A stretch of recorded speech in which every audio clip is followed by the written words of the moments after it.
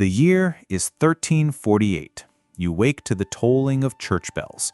Again, they ring only for the dead this week. Across the street, a black cross marks your neighbor's door. By nightfall, their family is gone. How do you know if you'll be next? No one understands what's happening. Is it punishment from above, poisoned air, witchcraft?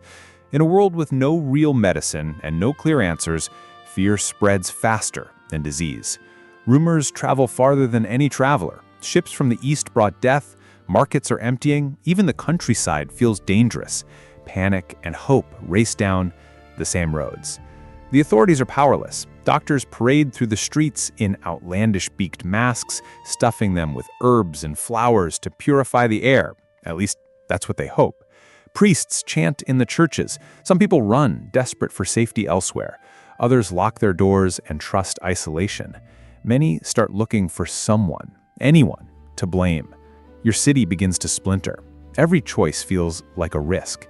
It's a test of instinct and judgment with no guarantees. This is something every generation faces when the rules of daily life suddenly collapse. But here's what makes this story different. Historians only discovered it centuries later. Amid the chaos, there was one factor, hidden in plain sight, that quietly gave some people a much greater chance to survive. It wasn't luck, faith, or any old remedy. Most never recognized it, and you won't find it in the superstitions of the time. So what was the secret that quietly determined who survived? Stay with us. By the end, you'll learn the truth and why it still matters today. This is Armchair Archaeology, and this is how to survive the Black Plague. Before we step into the first signs of trouble, take a moment to subscribe if you're drawn to the stories history leaves between the lines.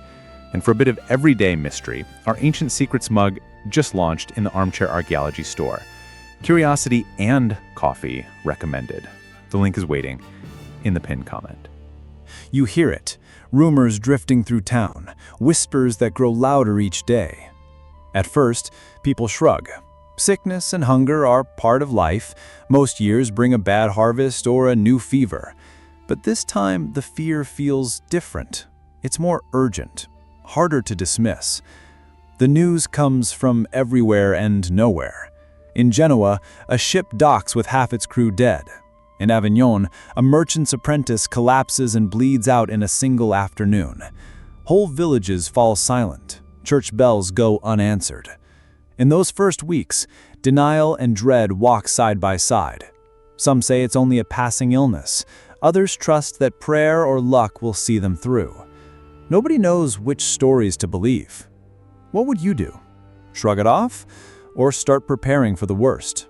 Then the signs appear closer to home. A chalk cross is drawn on your neighbor's door. Sometimes it's painted black, sometimes a parchment is pinned up. God have mercy, written in a trembling hand. If you knock, there's no answer. All you get is the possibility of a muffled sob or nothing at all. The marketplace thins. Bread is suddenly hard to find, and what's left costs twice as much. The town square, once full of laughter, is tense and quiet. The priest hurries his prayers, then disappears with hollow eyes. Even the familiar sound of church bells turns ominous. It becomes a warning rather than a comfort. Everyone starts searching for explanations. Some blame a poisoned well, others a strange wind from the east. There are stories of comets, curses, or hidden sins. But for most, the cause hardly matters. What matters is that everything is changing, and the change is moving fast. By the time the first corpse is carried away, you know the plague is no longer a rumor. It's here. As the truth settles in and you realize the plague is real and spreading, your next question is survival. Should you risk everything and flee, or stay and try to wait it out? In 1348, the choice is agonizing, with no guarantees. Some rush to leave, believing that distance will protect them. Nobles vanish overnight to countryside villas, taking their wealth and staff. Whole families disappear from crowded city streets, heading for isolated villages or distant relatives. The hope is simple: outrun the sickness, find safety somewhere the plague hasn't yet arrived. But the roads themselves are dangerous. Travelers face hunger, exhaustion, and the threat of robbery. Gates to other towns might be locked. Strangers are met with suspicion and sometimes turned away completely. Word spreads that the disease follows the desperate, traveling the very paths meant for escape. Fear of outsiders grows, and neighbors become wary. Even old friends are treated as potential threats. For the poor, choices are even more limited. Many have nowhere to go, no means of travel, and no one willing to take them in. They stay, barricading themselves in cramped homes, trusting to luck, prayers, or whatever precautions they can manage. Meanwhile, cities transform. Streets are barricaded and houses abandoned. Monasteries sometimes survive by closing their gates. Nearby villages are emptied. Some find brief safety in isolation, but for others, it only delays the inevitable. There are stories of villages that escape untouched, and of others that are lost completely. No one ever knows which choice is right until it's too late. Every decision is a wager, and the stakes are life itself. So, would you risk everything to escape? Or stay behind, hoping it's not already too late? Once plague arrives, the fabric of trust in your world begins to fray. Family, friends, healers, priests. Suddenly, every bond is a potential risk. With no real understanding of how the sickness moves from person to person, trusting the wrong visitor could be fatal. Today, we know how diseases spread. Back then, every visit was a gamble, and most people had no idea why. Stories spread quickly. A mother caring for her feverish child only to fall ill herself days later. Priests visit the dying and soon collapse with the same symptoms. Even the closest households become battlegrounds between love and caution. Some people isolate, refusing to let anyone cross the threshold, even sometimes their own kin. Meals are left at doors, voices echo through walls. What once brought comfort now breathes fear. Doctors, too, are a gamble. The figure of the plague doctor, draped in heavy robes with a beaked mask stuffed with herbs, appears in the streets.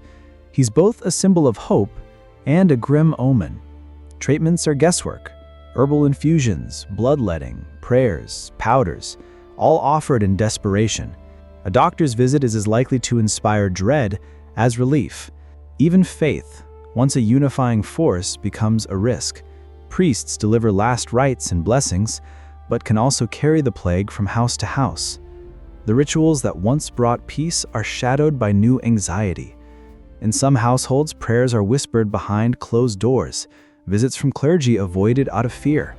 No one can say who is truly safe. Each connection, every handshake, every visit, every act of kindness has to be weighed against the possibility of bringing death to your door. Trust becomes a luxury. The most difficult choice you'll make is deciding who to let in and who to keep away. Long after the plague, this lesson lingers. In moments of crisis, the bonds we value most can become our greatest risks and our deepest heartbreaks. Looking for more untold stories and ancient enigmas? I've gathered my favorite discoveries, rituals, technologies, lost civilizations into an ebook called Secrets of the Ancient World. You'll find the link waiting in the pinned comment just beneath this video. With danger everywhere, you search desperately for protection. But in 1348, medicine is more rumor than science, and every remedy is built on hope as much as knowledge. Still, doing nothing is unthinkable. People grasp for whatever defenses they can imagine. A new figure appears on the streets, the plague doctor. Cloaked head to toe in heavy robes and thick gloves, his face is hidden behind a strange leather mask shaped like a bird's beak, stuffed with dried flowers, spices, or vinegar-soaked cloth. The belief is that sweet smells will guard against bad air, what many call miasma. We know now, of course, that none of this truly worked, but at the time, doing nothing felt unthinkable. Some feel safer seeing him, Others think death is never far behind. Herbs and perfumes become daily rituals. Many clutch pomanders, small metal orbs filled with rosemary, lavender, or cloves, held close to the nose in crowded places. Homes filled with the scent of burning incense, and vinegar is sprinkled at doorways or on windowsills, meant to keep invisible dangers at bay. Amulets, charms, and handwritten prayers change hands at the market, tucked under clothing or hung over beds. Superstition becomes habit. Some avoid bathing, fearing water might open the body to infection. Others close every window or refuse to eat certain foods. By accident, a few practices help. People who keep to themselves or regularly air out their homes sometimes avoid the worst, though no one can say why. Everyone is searching for something to believe in, something to do. In times of crisis, rituals, old or new, offer a sense of control, even if it's only an illusion. This longing for protection and the comfort of doing something never truly fades. From plague years to the present, people do what they can, not because they know it works, but because the alternative is helplessness. Was that surprising? If these overlooked details and deep dives add something to your day, you can toss a super thanks below. Your support keeps Armchair Archaeology exploring the past in depth. As the bodies pile up, even the rituals of death begin to unravel. In ordinary times, families gather to pray, weep, and say goodbye, rituals meant to bring comfort and closure. Now, every farewell is a risk. Fearful of infection, families sometimes leave loved ones untouched for days, too afraid to enter the room where sickness took hold. The graveyards fill quickly. Church bells, once solemn and rare, ring almost constantly until they blur into the background, a soundtrack for a city in mourning.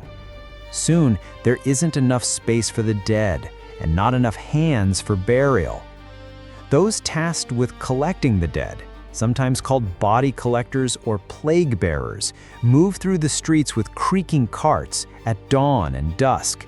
Many are prisoners or outcasts, forced into this dangerous work for a chance at pardon or simple survival. Their cry, "Bring out your dead," echoes through silent streets. Families, faces covered, hurry to lay bodies on the doorstep, offering hurried prayers from behind doors. Coffins are a luxury few can afford. Most are wrapped in shrouds or old blankets. The dead are taken to mass graves, deep plague pits, where they are laid side by side with little more than a whispered blessing from an exhausted priest. Some priests collapse from exhaustion or sickness, leaving burials unfinished. Lime is scattered to mask the stench, but it does little to hide the scale of loss. There's little time for mourning. Grief must wait. What matters most is to remove the dead swiftly, to keep the living safe. In these times, even compassion must bow to necessity. Whenever catastrophe overwhelms a community, the ways we honor the dead are forced to change. And every age must face the question, how do we remember those we've lost when even grief becomes a risk? Hunger creeps in as quickly as fear. With so many sick or dead, daily routines grind to a halt. The marketplace, once bustling, thins out. Bread and cheese disappear from the stalls. Farmers fall ill. Fields go untended, and suddenly the flow of food into town stops almost entirely for some streets. You notice the change first in silence. The baker's shutters stay closed. The butcher's table is empty. Grain, if you can find it, costs double, then triple. Some families try to ration, stretching small supplies over days. Others, if they can afford it, quietly hoard food, hiding stores and cellars. For those with property or a bit of wealth, the struggle is tough. For the poor, it quickly becomes desperate. Charity and resourcefulness become crucial. In some cities, up to half the population vanished, leaving fields and kitchens empty. Monasteries and convents, sometimes closed to outsiders for safety, risk opening their doors to offer thin broth or dry bread to those in need. In the dim light before dawn, lines form outside gates, bowls in hand. Neighbors sometimes band together to share scraps, but suspicion hangs over every offer. Who is sick? Who might bring death with a loaf of bread? Coins lose value as markets dry up. Barter becomes the only way forward, trading wool for beans, labor for a jug of ale. Black markets appear, with food sold at outrageous prices. Some people risk everything to travel, hoping nearby villages have supplies, but travelers are often shunned, or worse. Isolation might protect you from the plague, but it also means fending for yourself. A single illness can leave livestock unfed and families hungry. You learn to stretch every meal, make do with whatever you have, and lean on any network that still holds. When disaster strikes, food and compassion are lifelines. Kindness, in the end, can be as vital as bread. When all else fails, people turn to faith. In the shadow of the Black Plague, prayer becomes a lifeline for many, a last hope when all else seems lost. Some gather in darkened churches, clutching rosaries, lighting candles, and whispering desperate pleas for mercy. Others take their devotion to the streets, organizing processions, fasting, or reciting prayers aloud, hoping that God will notice and intervene. A new movement appears, the flagellants. Bands of men, sometimes women and children too, march barefoot from town to town, singing hymns and lashing their own backs bloody. Their suffering is meant as penance, a plea for forgiveness to drive the plague away. For a time, flagellants are welcomed as holy wanderers. But as the crowds grow and panic spreads, even the authorities begin to worry that these rituals invite more chaos than comfort. But faith, for all its power to comfort, can also divide. Hope and unity for some become fear and suspicion for others. Desperate for an explanation, people look for someone to blame. Jewish communities, long isolated by prejudice, are accused of poisoning wells or inviting God's wrath. Pogroms erupt, homes are burned, the innocent are attacked. Sometimes even strangers, healers, or widows find themselves targets of suspicion. Signs in the heavens, a blood-red sky, the sudden arc of a comet, are taken as proof the world is ending. Some give up hope entirely. Others cling to prayer, convinced it is the only shield left between them and disaster. Faith can heal or it can harm. The search for meaning and the urge to find someone to blame are as old as humanity itself. In the end, belief becomes a force as unpredictable and as powerful as the plague. Wonder what else history hides beneath the surface? There's even more in Secrets of the Ancient World, from lost empires to the mysteries that still puzzle us. Take a look through the link in the pinned comment. As fear tightens its grip, a new danger emerges: suspicion. Surviving the plague means avoiding not just the disease, but the wrath of your neighbors. When answers are scarce, people hunt for scapegoats, anyone who seems different, unlucky, or simply vulnerable. In these times, rumors spread faster than the sickness itself. Stories catch and multiply. Someone accuses the town healer of cursing the well after her medicine fails to save a child. A traveling merchant is run out of town for speaking a strange dialect. The small Jewish community, already marked by years of separation, is accused of poisoning bread or bringing down God's anger. Crowds turn violent, smashing windows, burning homes, dragging entire families to prison or worse. Sometimes the authorities join the accusations. Sometimes they simply look away. Witchcraft becomes a whispered explanation for the unexplainable. Old women living alone are eyed with mistrust, their knowledge twisted into evidence of evil. A neighbor who recovers from illness is rumored to have bargained with dark forces. Even small differences, a strange accent, a poorly timed laugh, the wrong clothes, can make someone a target. All it takes is a word in the wrong ear or a glance at the wrong moment to spark disaster. People adapt, learning to blend in.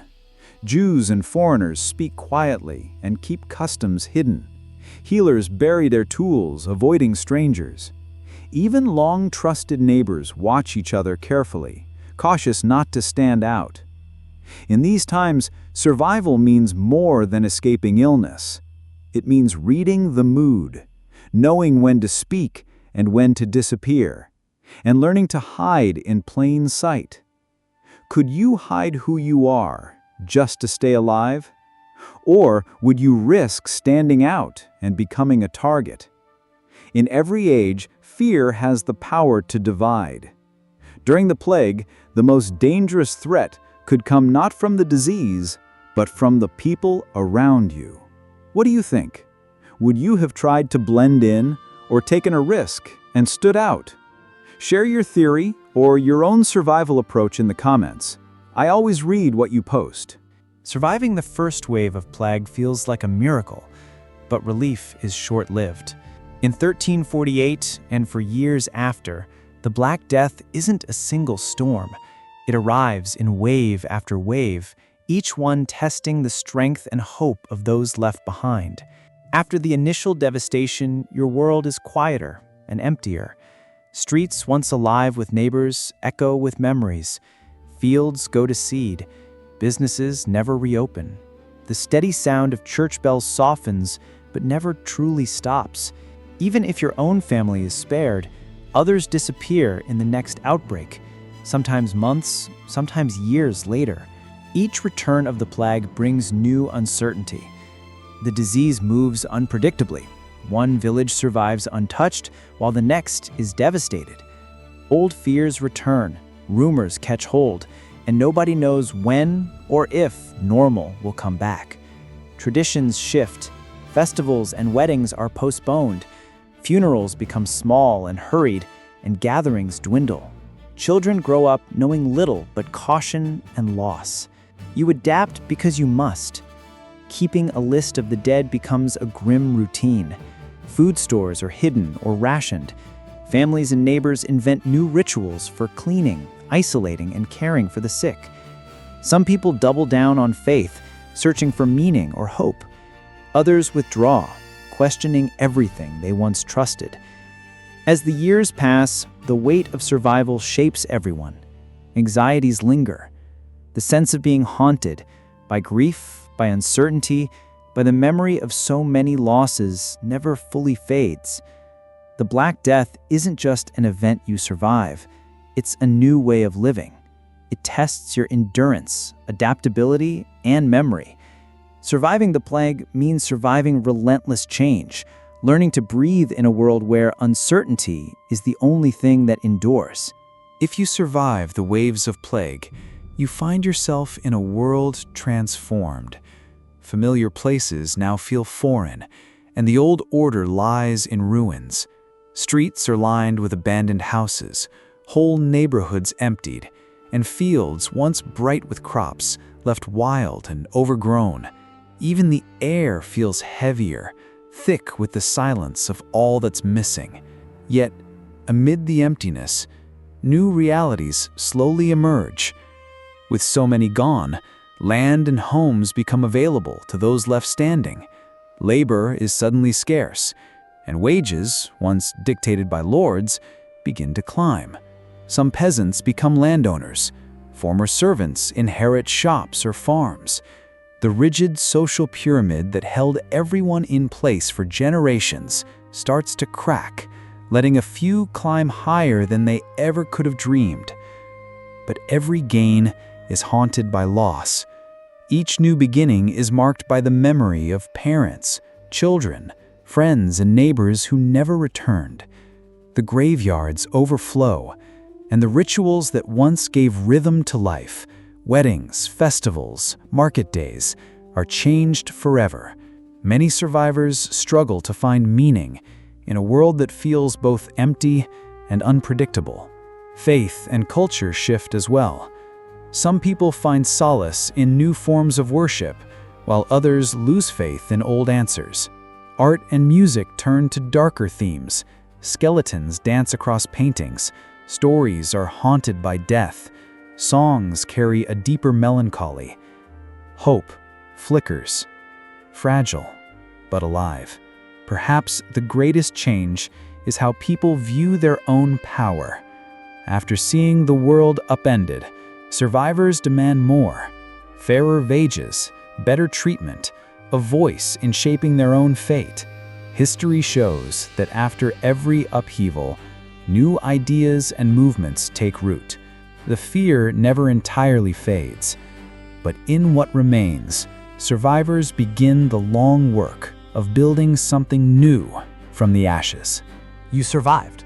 The worst of the plague has passed, at least for now. The streets are quieter, the air sharper, and every familiar place feels changed. You mourn the faces missing from your table and the silence where laughter once lived. You've seen fear turn friends into strangers and strangers into threats. You've watched the boundaries between life and death blur until both seem almost familiar. But after all this, one question lingers. Why you? What separated survivors from those who vanished? Was it luck? Faith? Some secret remedy? Here's the secret most people never guessed, one historians only uncovered centuries later. It wasn't luck or prayers or even running away. The real difference was something quieter, almost invisible amid the chaos, but more powerful than any remedy. Those who survived often did so because they were connected, not just by blood, but through infrastructure. Networks of support that could deliver food, clean water, and information when it mattered most. Monasteries organized aid. Households with stores of grain or strong social ties shared resources and news. Towns and neighborhoods that worked together to bury the dead, share food and care for each other, even as fear threatened to tear them apart, gave their members a real edge. You lived because you weren't truly alone. And when the world began again, it was these hidden connections, family, neighbors, community, that shaped what came next. The Black Death didn't just destroy, it revealed what holds people together, and why that matters more than any talisman or ritual. This lesson is as true today as it was then. In any crisis, the bonds you build, your networks, your community, can be your greatest protection. So, if you ever wonder what keeps people going in a crisis, look to the ties you have. Friends, family, community.